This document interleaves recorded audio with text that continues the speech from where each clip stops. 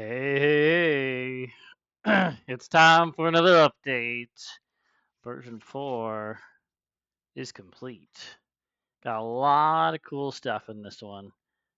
So I'm going to take you for a little tour and show you what's going on. All right. So, um, first things first. If you want this file to download and play around with it yourself, all you need to do is go to the GitHub, which I will show you right now. I'm going to do it. Here we go. Boom. Here is the GitHub. You need this file right here. This one. Just click on it right here, and then you go right here. Oh, you don't do that. You don't go to delete. No, that's bad. You go to download. Download that file, or you can click here to download that file. I get to delete things. You don't get to. Only I get to delete things.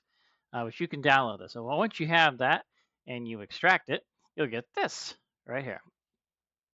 And then once you have that, then you guessed it, you can click on it and you can open it. Change the logo. Looks nice, snazzy. So let's talk about what's new right here. I went and added. So previously in version 3, I had most of the Teenage Mutant Ninja Turtles and other Strangeness Redux options in the system. I have since then added the Teenage Mutant Ninja Turtles Transdimensional Adventures Redux options into this version. So that means new skills, new weapons, new animals, all sorts of new things, new backgrounds, all that. All right. So now you can make a time traveling character if that's what you want to do, because those options are in there. Also, I have added a stat block PDF, which I will show you what that looks like here in a second. Also, the time machine. So these are two different PDFs. So the stat block PDF is just your character, just what your character is wearing, what they're using, their skills. It's all about just your character. The time machine PDF does just the time machine. So if like you and your crew have a time machine, it'll be attached to quote unquote one of your characters in this program. But then you can export that as a PDF printout, so you can pass it around the table, or pass it around digitally, or whatever you want to do, so that it's just out by itself. It's not always going to be permanently attached to your character sheet when you export it. So this button right here still doesn't work. I am going to be working on the Foundry system more now that I've got this app to the point that I like it. So stay tuned for that. So I guess that'll probably be the version 5 update. But right now for version 4, this still does not work. So, but there's no system to plug it into anyway. So yeah. So that's all that's changed there. So other things, I'll show you what has changed. So create new character. I've got a little blurb here. You can contact me on Discord if you want. My email's not in there. It's blank. Ha. I guess you could, ahead and do your email at example.com, see where that gets you. But the dice scroller's still there. Nothing's changed there. You can still edit this if you want. You can get rid of all of this, and let's just yeah. So this is all that stuff. And then this has some markers here. So these markers are going to be attached to items or skills or whatever. So if it has this on it, it's from Transdimensional, it's from Roadhogs, it's from Mutants Down Under, or other books that may be added in the future. So, but they'll be down here in the bottom left in the notes section, so you'll know, again, where those options come from, because maybe in your campaign you don't want those options, or maybe you want to limit those options. You can do that, or you just want to know what book did that come from. It's right there. So you can still let's go back real quick. Right here, the generate random level 1 character. This is still locked into just other strangeness redux only. It's not pushed into the transdimensional adventures options. So if you want a randomizer for that, I haven't added that yet, so sorry. But it has just the basic stuff. So so anyway, everything here is pretty much the same, but I will show you a few things that they have changed. So number one, this was always here, this option, but now it actually gives you options here, as opposed to being blank from before.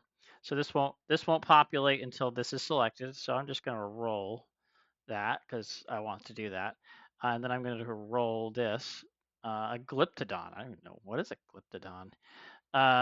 It's something is what it is. So I don't have names for these guys yet, so this isn't going to work. But that's, again, it's on the list of things to add of random Glyptodon names. I don't know what they should be. You got suggestions? Let me know. Put it in the comments of your Glyptodon favorite. Give me your top 10 Glyptodon names, and I will put them in there if you leave me a comment. Then you could do animal origins. And each of these. So depending on which one you pick, will change what this populates to, just like it does up here. So like if I go to Jurassic Animals, that goes away because now Glyptodon's not an option. So Glyptodon. Okay. So this stays this way until you adjust it. This is a manual thing right here. So even though a Glyptodon is a certain size, which we'll get to in a second, this actually I don't want to be a Glyptodon. I want to be a Smilodon. I want to be smiley. No, I'm gonna be in a diabolically evil Smilodon. So this won't change until you change it. This only impacts the weight and height right here. It doesn't impact anything else. So specifically on the basics tab, that's how that works. Attributes, I have changed this so now they actually say what these things say. So IQ, intelligence quotients, ME, so on and so forth. So now it shows you what they say. Or what they stand for, they're abbreviated from. So then now you know what that is, or if it just a player doesn't know or whatever, you can do that. This still works. Again, so if you roll in so like PE it rolled because it got a high enough number, it automatically rolled on a D6. It's still in there. Okay, this still looks the same as far as the layout is concerned. But down, I have, again, those TA options. So if you want to use those, you can. They still work as the same as before. Starting off with that, you can roll them. It'll tell you success or failure. Again, if you change your level, they should scale. So now it's up to 70. So on and so forth. I'm going to bring that back down to 1. So same thing there. According to the book, all of the TA skills can be professional or amateur. So that's why they're in both. So it just depends on what you want to do. Combat, nothing. Well, okay, 2 things have changed here. I have added saves versus psionics strangeness right here, which doesn't increase unless you have ME, the mental endurance, high enough. So it's just always going to be 0, unless you got something to deal with it. Critical range, all that stuff. So these will go up depending on what you have selected here, as well as maybe like if you have boxing, that'll give you extra action there. Assassin training, that'll go up. I mean, just a few other things. So roll with impact has been added, and saves versus psionic strangeness has been added to this area. So everything else should look the same.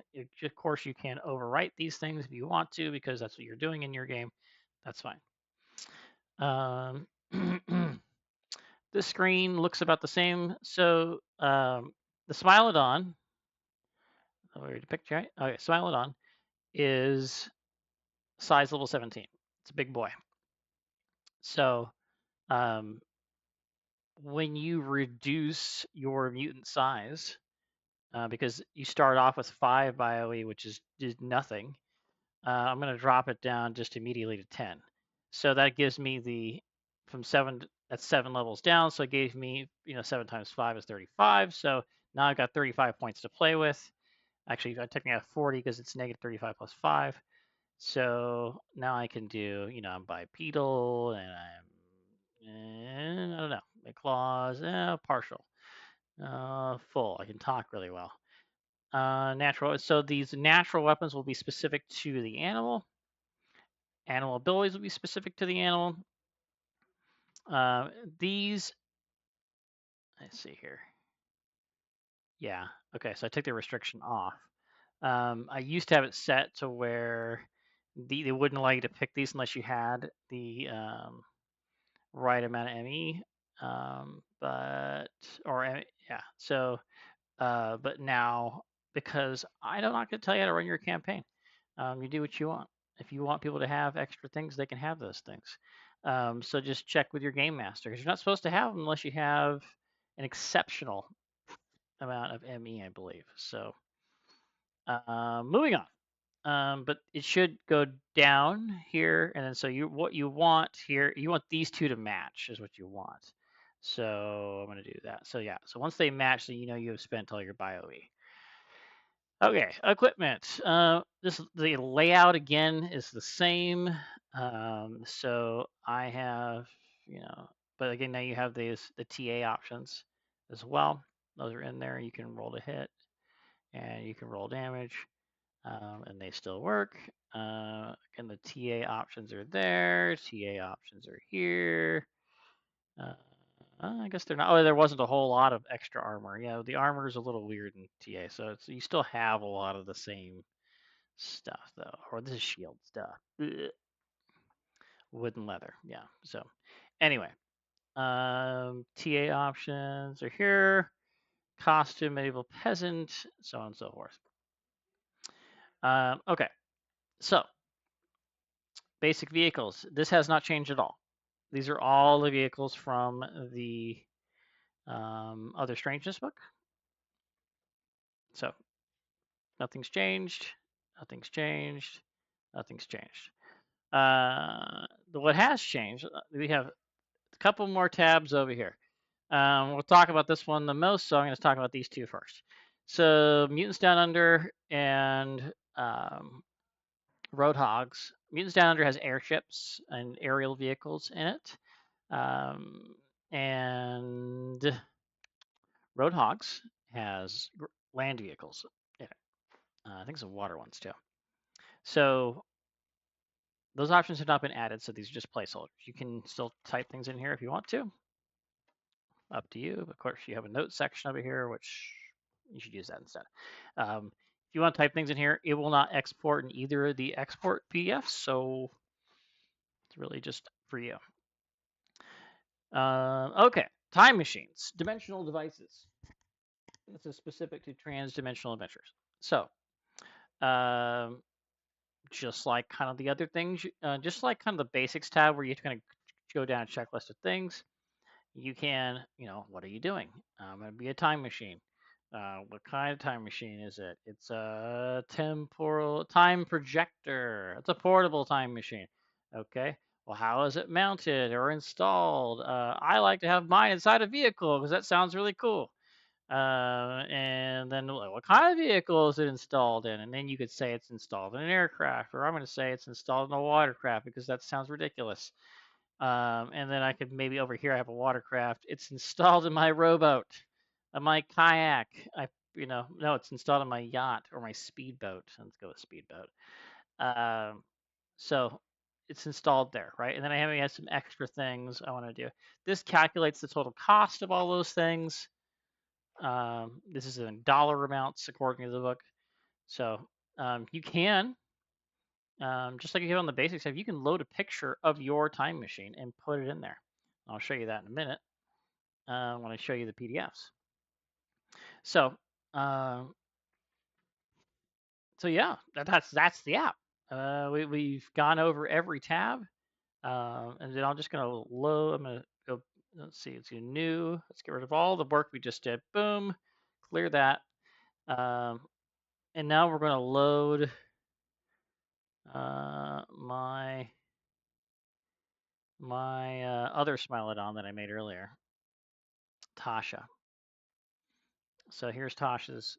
Oh no! Oh no! It's too much. That's the thing. Yes, if you're scrolling your mouse scroll wheel, it'll just woo wee over that stuff. So check boxes for portable version if you need that. So you can load a picture of your time machine. That's the one I got in my mid-size or larger car.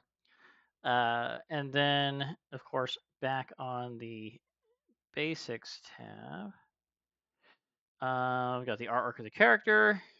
And so now I'm going to show you what those look like. I'm going to drag them over so you guys can see what these look like. Okay, so when you export a PDF, it will go into your characters folder. Your characters folder, I believe, is I think it's your roaming. I will confirm here in a second.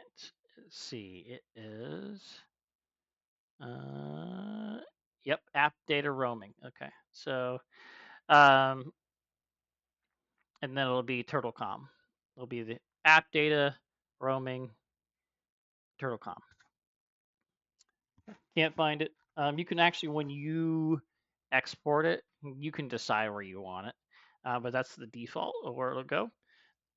So, so anyway, but you can decide where you want your files to go, wherever that is for you. Anyway, the stat block PDF only shows you what you have selected, with a few exceptions. Like in combat, for example, apparently she has no hit points. She has 0. She's dead, undead. Because I didn't select it. Like I said, it's not in there. Because I have no initiative bonus, no strike bonus, no parry bonus, no dodge bonus, no save bonus, and no roll with impact bonus. Because I probably didn't pick a combat skill. Let's check. Let's see. No, that's why I didn't pick one. I should do that. I'm gonna go with ninjutsu. So now these things will populate. I probably didn't pick health. Let's see. Where's my health? Hit points 0. That's a problem. Okay, so now those would populate if I export it again. But anyway, so that's why they didn't populate. Now you know. So if you see zeros on your thing, check and see what's going on there. But typically initiative and strike and some of these other ones, depending on your character, you might not have bonus to those, and that's okay. This only shows the skills you have. It has a small extra title at the top, professional, so it's breaking it down by percentage. So again, you're going to roll under the number that you have there. Amateur and professional. It gives a breakdown of what you spent your bio E on the mutation part, and then the natural weapons. And then if you did have animal abilities, it would be underneath this. Again, these two numbers right here, they should match. If they are matching, then you did it right. The notes section from before, this section, all of this, it's going to print out here if you don't delete it. So just keep that in mind. So it just is what it is. So that is the custom stat block PDF. Again, it only shows what you have selected, no other nonsense, because we don't need a 7-page character sheet and then you only really use 2 of them. We need a character sheet that shows you the quick and dirty of what you need to play at the table right now, and that's it. So, so that's that. Then the time machine. Okay, so this is what I was talking about. When you can, if you want to, you can. So again, this is on Tasha's sheet, right? It's in the tab for this character, right? But if you want to just pull this out, just this page, nothing else, you can do that with this command right here. And so the output of that is this. So this just gives you the stats for just the vehicle.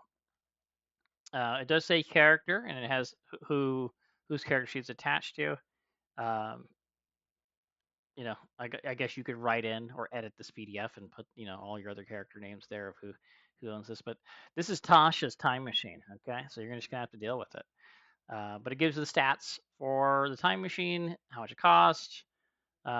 It's there are some things in here that I feel like it was important.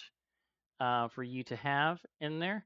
But like things like this, I'm not putting those details in right now. So that's what your book is for.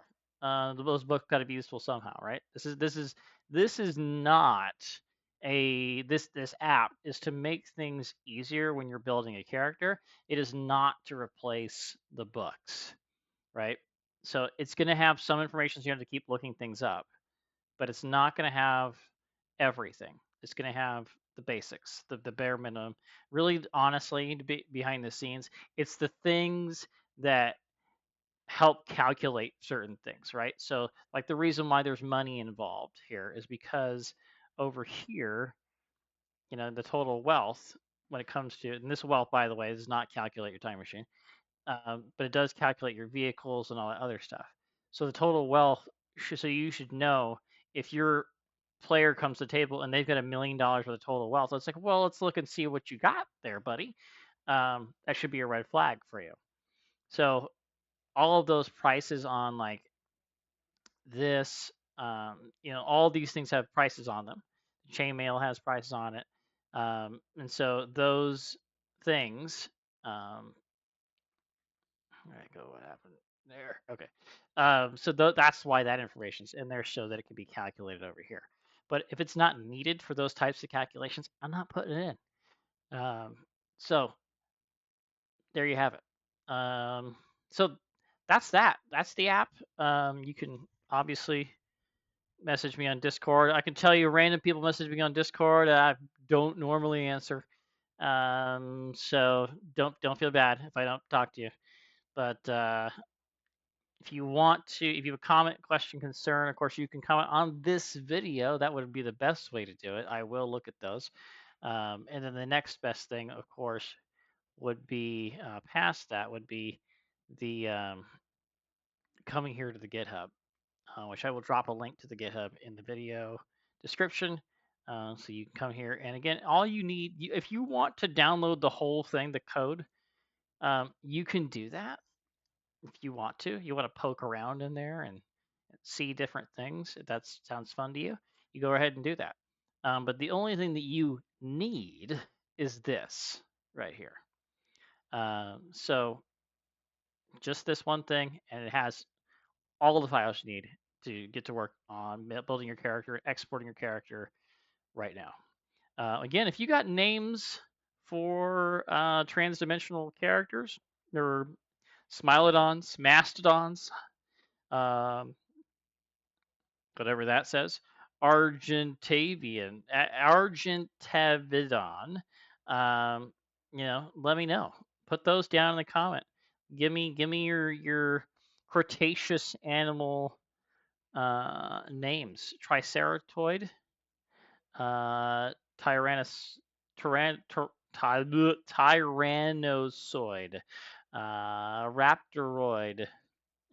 Raptoroid. It sounds like a terrible product from the 80s. So, yeah, give me your names. But that's it. Thanks for hanging out. Thanks for watching. And I'll see you guys the next video. When I've been talking about and redoing Foundry, I will not be doing another update to this app until the Foundry app is the Foundry system is in a workable state, and the next update will be making this button work.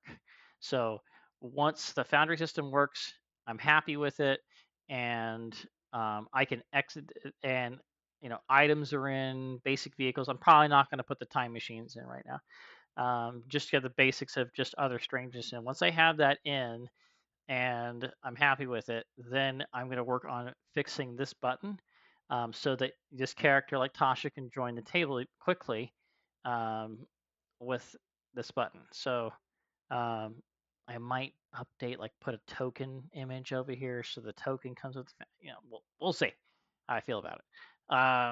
But that's going to be the next update, as I want this button to work. That is my overarching goal at this point, is to move into the Foundry development and go from there. I know people are like, well, what about Rifts? What about Roll20? I don't really like Roll20 personally. I'm a Foundry person, so that's why I haven't dealt with that.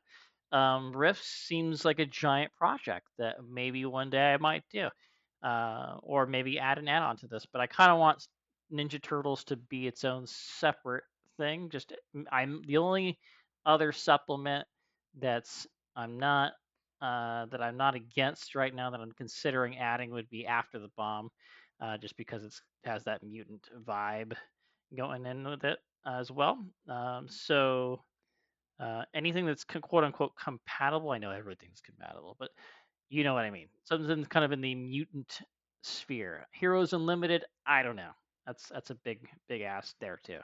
So um, anyway, that's my story. I'm gonna stop talking now. Thanks for watching, and I will see you on the next one.